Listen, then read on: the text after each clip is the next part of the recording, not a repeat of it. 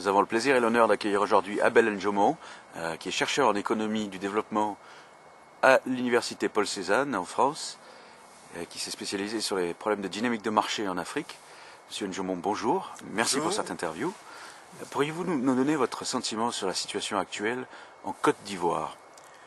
La situation actuelle en Côte d'Ivoire me semble être en fait du surplace, tout simplement.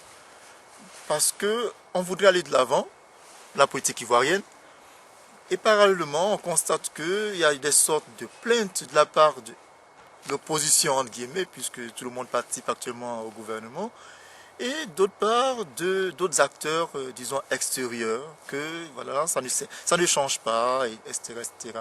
Mais j'ai l'impression que nous n'allons pas au fond des idées. Quels sont les problèmes actuels de la politique en Côte d'Ivoire et comment est-ce que cette politique soutient l'économie?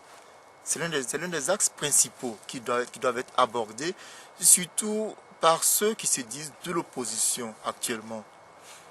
Mais il semble avoir une sorte de statu quo dans lequel tout le monde se complaît parce que tout le monde participe, en grande partie bien sûr, les grands partis politiques, en guillemets encore, participent à l'action gouvernementale.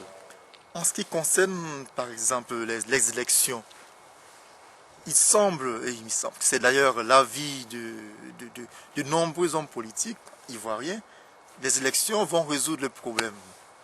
Mais voyons concrètement, qu'est-ce qui a amené cette situation de guerre dont on n'est pas encore sorti? Est-ce qu'il y a eu d'abord cette confiance entre acteurs politiques? Apparemment non. Et cette confiance n'est toujours pas rétablie. Et puis, il y a cette question d'ordre juridique. Est-ce que l'environnement juridique ivoirien permet de protéger la personne et les biens des personnes? Ce sont des questions dont il faut aborder, enfin des questions qu'il faut aborder dans cet environnement dans lequel nous sommes. Mais apparemment, ce sont les élections pour les élections. Parce que chacun, bien sûr, les trois grands partis, le PDCI, RDA, le FPI et le RDA, bien sûr, perçoit les chances d'accéder au pouvoir demain. Donc chacun des trois grands qui dirigent les partis pense pouvoir être président demain. Et voilà. Et est-ce qu'il s'agit seulement d'être président ou de pouvoir donner des solutions concrètes pour améliorer la vie des Ivoiriens?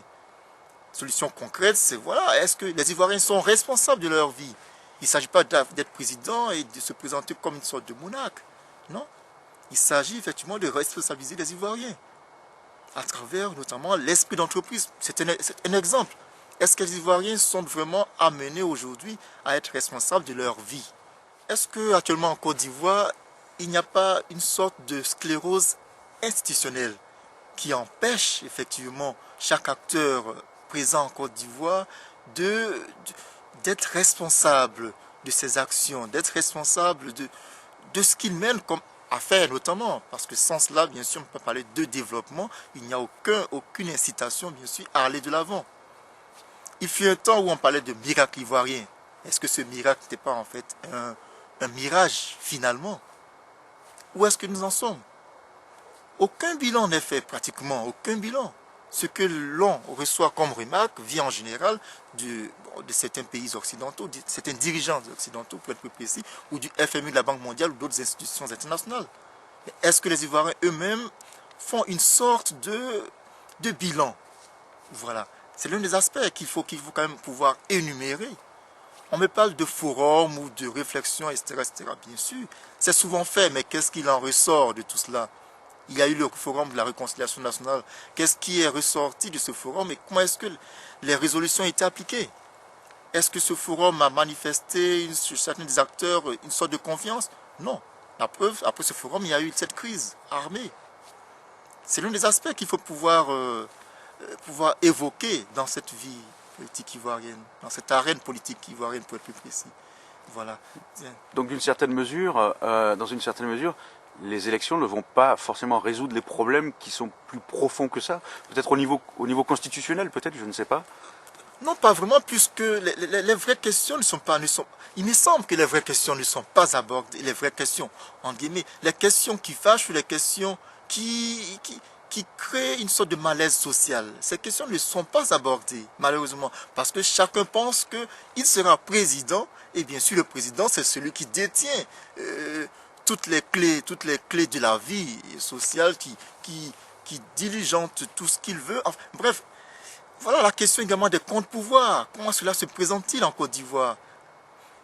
Le pouvoir judiciaire est-il libre? Enfin, est-il vraiment, existe-t-il en tant que tel? Est-il indépendant? Est-ce qu'il est indépendant? Est-ce qu'il n'est pas trop dépendant du pouvoir exécutif?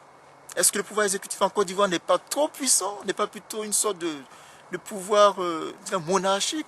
Quel que soit le régime, quel que soit le régime depuis l'indépendance de la Côte d'Ivoire jusqu'à aujourd'hui. Ce sont des réformes ou des réflexions qu'il faut mener en profondeur. Ou au moins agir, parce que ces réflexions ont été menées depuis longtemps. Agir maintenant, agir. Sinon, le malaise continuera d'exister. Et rien ne garantit celui qui sera président demain, rien ne garantit que celui qui sera président demain n'aura pas une sorte d'opposition armée ou de conflit social qui sortira. Tant que cette paix sociale ne se fonde pas sur ce respect de l'individu dans ce qu'il est, le respect de ce qu'il a.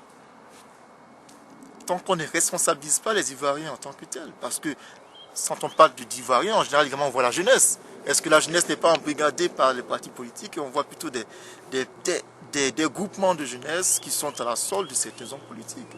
Est-ce que c'est une jeunesse responsable? Ce sont des questions qu'il faut pouvoir aborder en tant que tel. Et il faut aborder au moins qu'on fasse une sorte de bilan en disant voici ce que nous avons décidé et voici où nous en sommes et voici ce qu'on pourra faire pour demain. Sans cela, je crois qu'on fera toujours du surplace et évidemment les conflits ne seront pas résolus. Bien au contraire, parfois ils risquent d'être plus importants. Et ça, ce sont des questions qu'il faut se poser. Où est-ce que nous en sommes? Voilà. D'où est-ce que nous venons? Où est-ce que nous allons? Et qu'il y ait une sorte de climat de confiance. Quand une décision est prise, qu'il y ait des personnes effectivement qui montrent que cette décision a été prise, elle n'a pas été appliquée, ou elle a été appliquée, ou encore qu'est-ce qui manque pour qu'elle soit appliquée. Et tant que cela n'est pas fait, on va encore faire du surplace, et nous allons alimenter une sorte de malaise social. Et ça, évidemment, ça ne peut que justifier certains conflits, ou du moins servir de justification à certains conflits. Voilà l'un des aspects, je pense, qui est très important, mais il fait dire que les élections ne sont pas une solution. Hein. Peut-être oui, pour certains partis politiques, certains hommes politiques qui veulent arriver au pouvoir, oui. Et puis après, servir comme ils veulent leurs supporters politiques et autres. Mais ça, c'est pas comme ça que je pense qu'on construit une grande nation comme la Côte d'Ivoire qui voudrait être éléphant d'Afrique. Voilà. Merci pour ces questionnements très pertinents, très intéressants, qui replacent les problèmes structurels au centre des débats et qui essayent d'un peu d'échapper à la logique de la politique politicienne finalement, si j'ai bien compris. Merci beaucoup, Monsieur Ndjomo. Je vous remercie également, Mani Batin.